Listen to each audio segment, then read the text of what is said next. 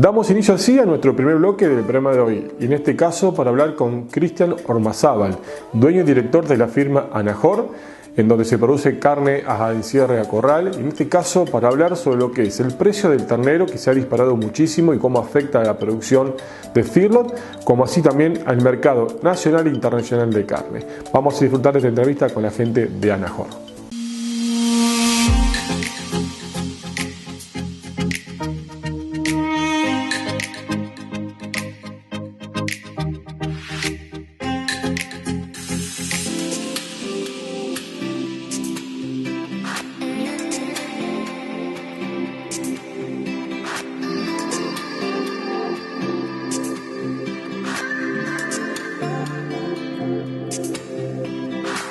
Gracias por nuevamente acercarte al establecimiento. Y bueno, básicamente te puedo hablar que es complejo la situación. Te puedo decir que no es la misma ganadería de la zona pampeana que la zona del litoral o la zona de la Patagonia. Vamos a hablar un poquito de lo que tengo un poco más de experiencia, que es la zona nuestra, la zona pampeana. Se están viendo precios relativamente elevados para lo que son los remates televisados o algunos remates vía internet. Se están viendo precios muy importantes de aumentos sobre todo en la categoría macho, ternero, macho liviano, en algunos casos macho y hembra. De los últimos 15 días te diría, se vio una elevada importancia a esos remates, que son los únicos que se están ocurriendo, porque prácticamente remates físicos son muy poquitos, en muy pocas localidades se están dando. Y creemos a nivel nacional que la zafra está bastante enlentecida, su salida. ¿Por qué? Porque no te olvides que la vacunación de aftosa se fue dilatando en el paso del tiempo a través del proceso de la pandemia. Tuvimos algunos paros en el mes de marzo, más algunas lluvias importantes en marzo y algo en abril. Entonces todos estos procesos fueron enlentizando la salida de la zafra, que generalmente ocurre fuertemente en marzo y abril, sumado a la incertidumbre general económica ocasionada por la pandemia. Y de por sí los propios atributos que tiene el país en su contexto general están generando que el ternero no se sabe cuánto vale, el productor no sabe si está bien venderlo ahora o esperar. En función de su necesidad económica va vendiendo lo justo y necesario, o lo que él cree que es necesario vender, sumado a que hay muchos inversores externos a la actividad que están haciendo fondos de inversión en patas, como decimos nosotros. Es decir, están comprando terneros para llevarlos a campos a recriar, pensando que no pueden comprar dólares o no pueden meter fondos en fondos de inversión o en plazos fijos en dólares. Entonces tienen ese dinero en efectivo que no lo quieren tener en la mano y lo convierten en terneros o terneras.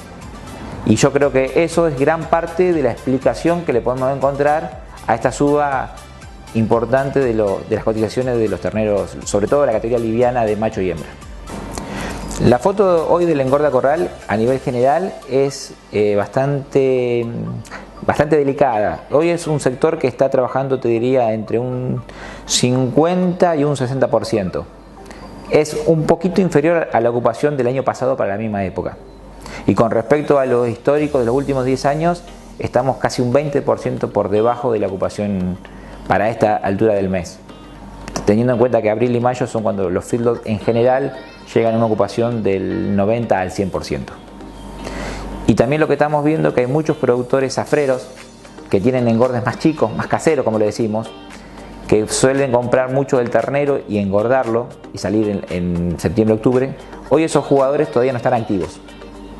Quizás el valor del maíz, que está mermando bastante en función de los precios que tendrían que tener o que esperaban tener los productores agrícolas, quizás eso puede ser un aliciente para que esos productores que tienen el maíz puedan, en vez de vender el maíz, comprar el ternero y hacer un engorde ellos mismos.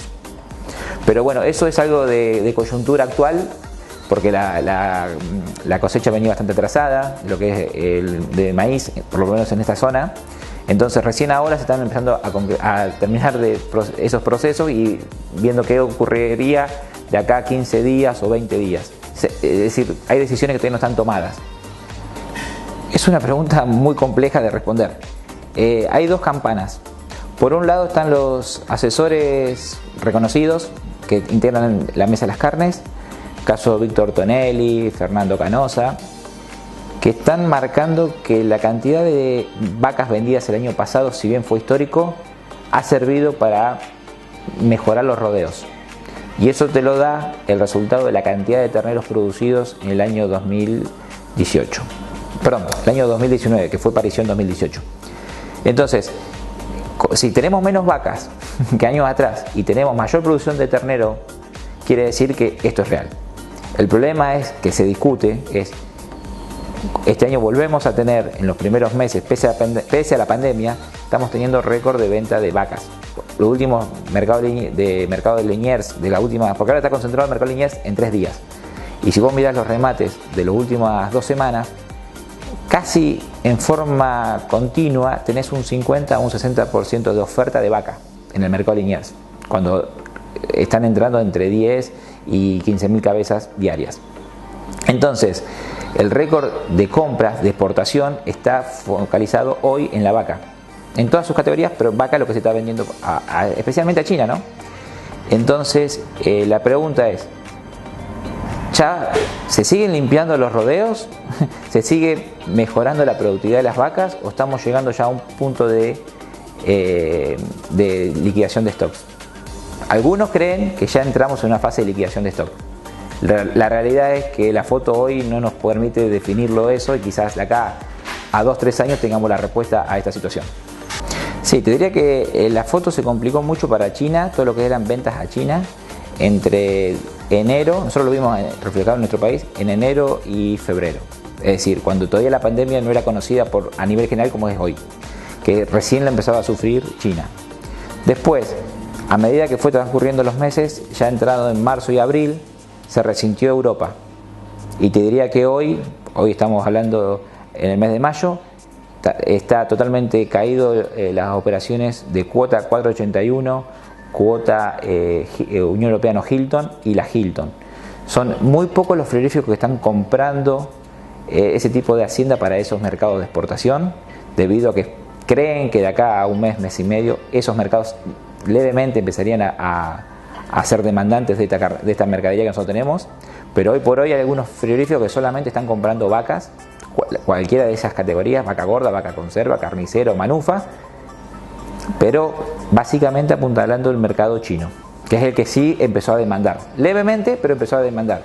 Y la demanda china, cuando digo que es leve, para nosotros es un volumen muy grande.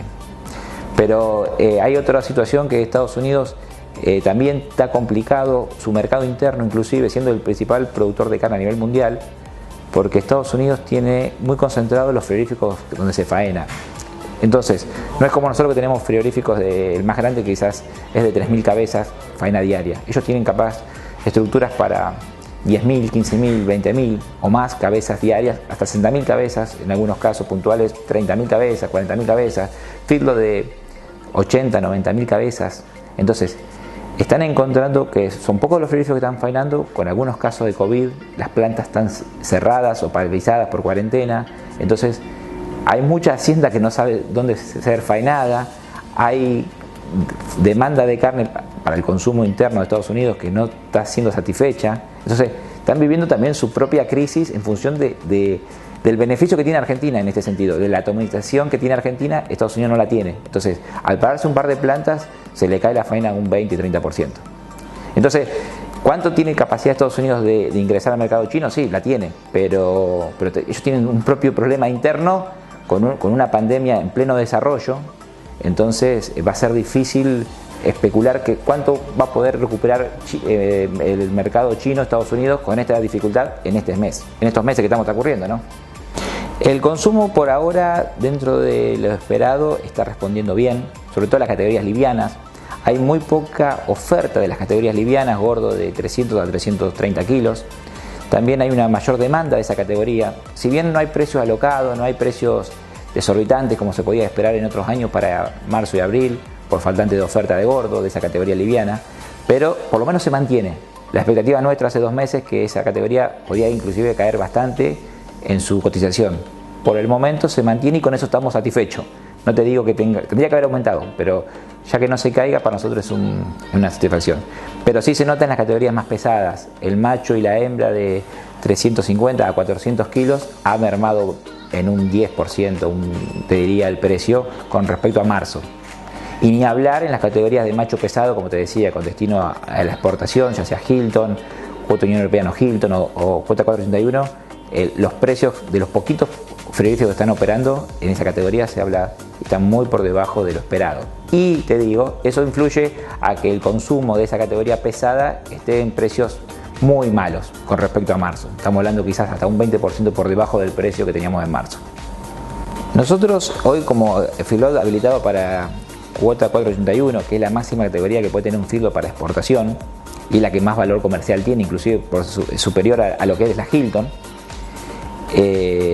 nos exigen que todo el animal que ingresa al establecimiento sea trazado. Por lo menos todo el respa de un productor que quiera vender cuota 481 tiene que ingresar la hacienda trazada.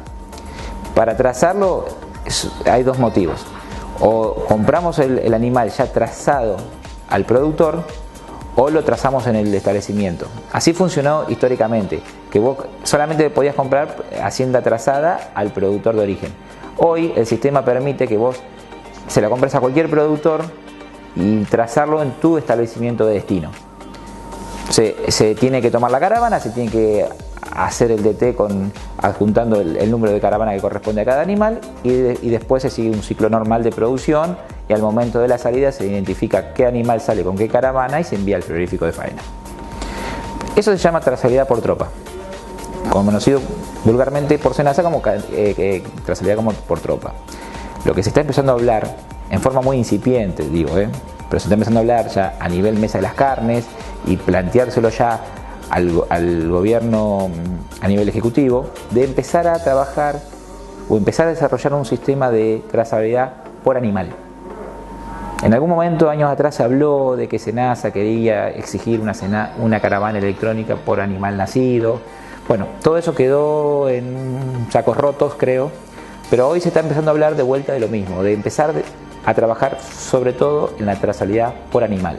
Es decir, desde que el animal nace hasta que el animal se transforma en carne en el frigorífico y es despachado para el consumo o para la exportación. Eso es muy complejo, es un sistema costoso, no es barato. Son pocos los establecimientos que tienen un sistema de trazabilidad a través de caravana electrónica.